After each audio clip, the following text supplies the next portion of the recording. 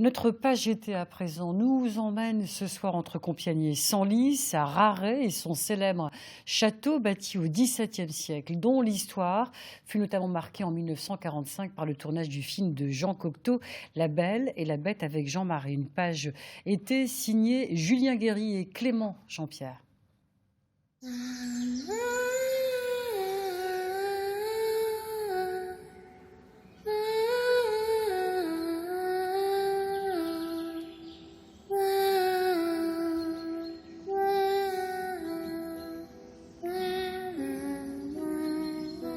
Bonjour à tous, aujourd'hui nous sommes au sud de l'Oise pour vous faire découvrir le village et le château de Raret. Cette façade là, ces remparts, ça vous rappelle pas quelque chose? Vous les avez jamais vus dans un film? Eh bien, suivez Lionel, il va nous servir de guide. Raret, c'est un village dont on peut faire le tour en un quart d'heure, mais dans lequel on peut passer une journée entière. Une tour haute de 30 mètres, un manoir, une église du XVIe siècle. Les bâtiments classés aux monuments historiques ne manquent pas à Raret. Mais le clou du spectacle, c'est son château du XVIIe siècle et ses remparts cynégétiques. Un relais de chasse construit par Nicolas de Nancy et autour duquel plane un esprit. Un fantôme qui captura en 1945 les extérieurs du domaine dans l'objectif d'une caméra et qui fit du château une célébrité dans le monde entier. Je vous croyais en train de souper, la belle. Je n'ai plus faim. Quand je suis arrivé, je ne connaissais pas du tout le château, j'en avais jamais entendu parler. C'est un collègue qui m'avait amené ici et j'ai découvert ça. Ça faisait un peu un effet tout de suite de conte de fées.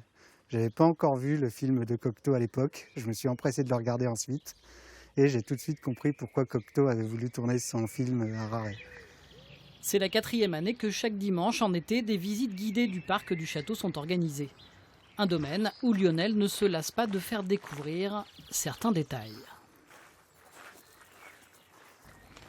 Des vrais bois de serre alors? Des vrais bois de serre qui, cela date de l'an dernier puisque un orage avait arraché les précédents.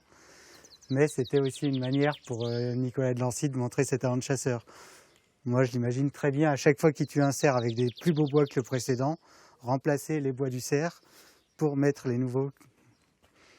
Et comme ça, il accueille ses invités, il fait « regarde ce que j'ai tué la semaine dernière ». Des détails qui ont aussi séduit Jean Cocteau. Le tournage a d'ailleurs marqué la mémoire des propriétaires. Des anecdotes autour du film, Jean-Marc n'en manque pas. Jean Marais prenait de temps en temps ses repas chez mes parents.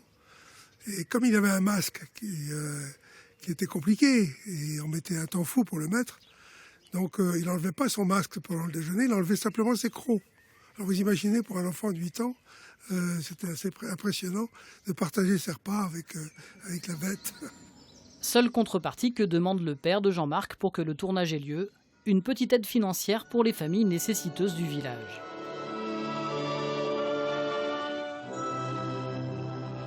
Au bout d'un certain temps, mon père lui a dit « vous n'oubliez pas votre engagement ». Et en fait, cet engagement, il ne l'a jamais tenu. Donc avant la fin du film, il a rassemblé les salariés et il a mis tout le monde dehors. Le tournage s'achèvera donc plus tôt.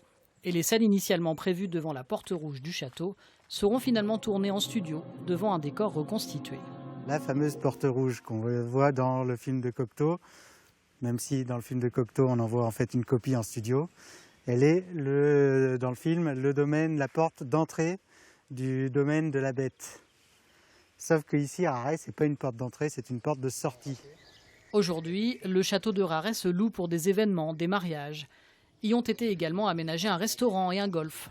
L'endroit n'en a pas pour autant perdu sa quiétude, et c'est ce qui plaît particulièrement à Lionel. Les gens qui connaissent Raret en ont entendu parler grâce à La Belle et la Bête.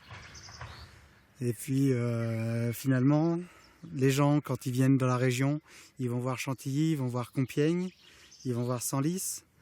Mais il y en a très peu qui font l'effort de venir jusqu'à Raret parce qu'ils ne s'attendent pas à découvrir un site aussi beau qui a émerveillé jusqu'à Jean Cocteau. À l'instar du film de Cocteau, le domaine de Raret se redécouvre à chaque visite. Un château qui n'a pas encore livré tous ses secrets.